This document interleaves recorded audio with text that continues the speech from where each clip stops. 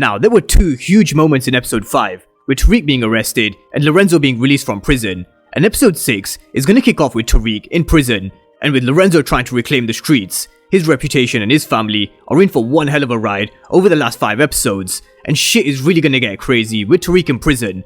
Although I don't think he's going to be in prison for long, and I'll run through why I think Monet is going to be the one to help him. But things are going to start to get really crazy with Lorenzo being out of prison, because we all know he'll pick Drew over Kane, because Kane is a soldier, and the conversation with Monet was telling in episode 5, so there's going to be a huge Tejada split and divide, not just with Monet, Drew, Kane and Lorenzo, but with Diana and Monet as well, as she starts to learn the truth about Diana making the move behind her back. And this is only the beginning. Just wait until the kids find out that Zeke is their half-brother and Lorenzo finds out as well, because this will only add more fuel to the fire. Now, we're also going to run through the other relationships that Tariq has with Braden, Effie and Diana, and is Braden and his loyalty going to be the one to help save Tariq's business, or will he choose Kane and his own family? So we're going to run through all things episode 6 in this trailer breakdown, but of course if you're new to the channel and you haven't done so already, then remember to smash the subscribe button if you want to see everything Power Book 2 Ghost and Power Universe related. But you know there's only one place to kick things off, and that's with Tariq being arrested for both Jabari and Ramirez's murder. And why has he been arrested for both? Now, Kamalte raised it in the episode that both Ramirez and Jabari, they were killed with the same gun, so it points to the same person, Tariq St. Patrick. And what I raised in my video yesterday with the parallels to Ghost being arrested, we spoke about one. When you kill a cop, they're gonna come down hard on you for killing one of their own, and this is the struggle that Ghost faced, and we're gonna see Tariq suffering the same. Now, we saw a very short scene of him in his orange jumpsuit, just like we saw Ghost in his, and how Ghost had the help of Joe Proctor. We're gonna see Tariq seeking the help of Davis Maclean and Cooper Saxe. The thing is, Cooper Saxe knows who Tariq is, and both of them know what he's capable of, and would they really want to touch Tariq St. Patrick's case? Let's wait and see, because we are going to see him approaching Tamika as well in the second half of the season. But Davis, Maclean and Saxe are the two that he needs, because Maclean doesn't need the truth to win, and Saxe is someone who's also in bed with Jenny Sullivan. Jenny Sullivan is also someone who has a folder that was given to her of Lorenzo Tejada Jr., something which I think Cooper Saxe will find, because we've seen him going through her files before. So this is how I think Davis Maclean and Cooper Saxe helped Tariq in the second half of the season.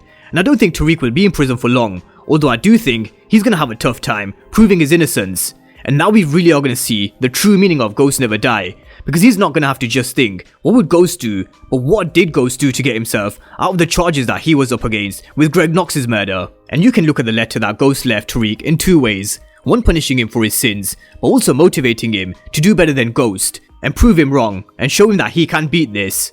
And although I think Proctor would have been perfect for Tariq in this moment, I do like the combination of Maclean and Saxe working for Tariq, because they're both shady as well, willing to bend the law to a certain extent, and Maclean has some secrets to his character, which makes me think he's willing to go that one step further. Now, the issue that Tariq has, nobody is by his side, he's got no family, Yaz is too young, and she could very well be lost in the system, and Grandma Estelle can't help him either. But one person who I do think will stand by Tariq and help him is Monet, and that's because Tariq stood by her and Zeke and helped her with getting her the best defense attorney in Davis Maclean.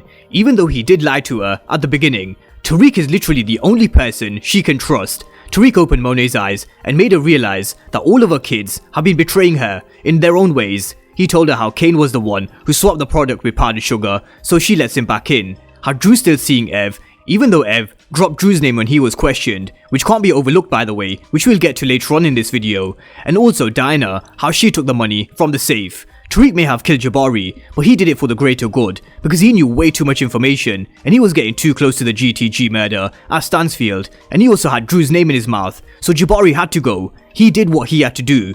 But this opened Monet's eyes to what her kids have been doing behind her back, which is why we're going to see her helping Tariq in my opinion. And just following on from this, we're going to see Monet confronting Diana. We're going to see her telling Diana that she killed a man for the money that went missing in the safe, and all along, it was her own daughter who stole the money to get her pops out of prison. But Diana's had enough of everyone's shit. She's got a mind of her own, and she's going to put it straight back on Monet, that she didn't ask her to kill the man. And now that Lorenzo's home, she's going to lose even more control over Diana. And it actually makes me think how Kane said Monet's been trying to get him out for a minute. Did she really try hard enough to get Lorenzo out of prison? Or was she happy for him to stay inside? Because she's able to keep control over the family the way she wants. Whereas if he was a free man, then everyone's positions would be different, including hers, as I'm sure we're going to see over the last half of the season. So it does raise the question if Monet really tried hard enough to get Lorenzo out of prison. But now that Lorenzo is out of prison and free, he's going to be running shit the way he wants. Monet's going to be down the pecking order, and so is Kane. Kane wants to be the second in command and by his side, and he notices that Kane has kept the family going, and he respects this. But as we all know from season 1, Lorenzo doesn't see Kane as the natural successor to his business. He sees Drew as the one to take over. The Michael Corleone link that I made in one of my previous videos is definitely going to come to fruition over the last half of the season and seasons to come. He's a character who's going to go from being the outsider to the insider, from the one who didn't want to be in the family business to the one to keep the family business alive and kicking. And I do stand by what I predicted before. Ev's death is going to be a game-changing moment, and this scene where Tariq told Monet that Ev opened his mouth with Drew's name could prove very costly for Ev. He's one of my death predictions going into the second half of the season. But we see Drew telling Lorenzo that he needs to eliminate the threat. And who is the threat? Surely it can't be Mecca, not at this early stage anyway. So I think it's someone else. But what I do think this trailer is showing us is this Tejada split and divide. We're also seeing the sides that the kids will take. Drew and Diana seem like they're going to be on Lorenzo's.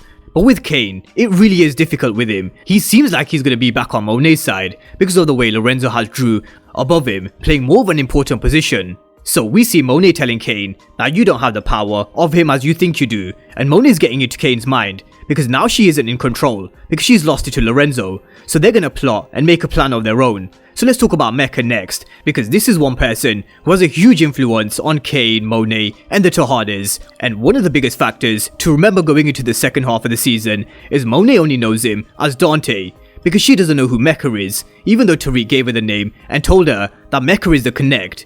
But you can just see where this is heading already, because Monet doesn't have control over her family anymore. I think she'll go against Lorenzo and continue living her fantasy life with Dante, not realizing that he's the one playing her and she's gonna need Lorenzo, because lovers make you weak, partners make you strong, and she's not following her own advice that she gave Diana. But I do think she'll realize later on that she's been looking at this whole situation completely wrong. And when she does find out that Dante is Mecca, she's gonna realize who the monster is. And when she does, her whole fantasy world is gonna come crashing down, and she'll realize that Mecca is the biggest threat to her and her family, and he's gonna have to go. But the issue is, Kane's in the middle of all of this as well, and what will he do when he finds out that Mecca's been lying and manipulating him this whole time?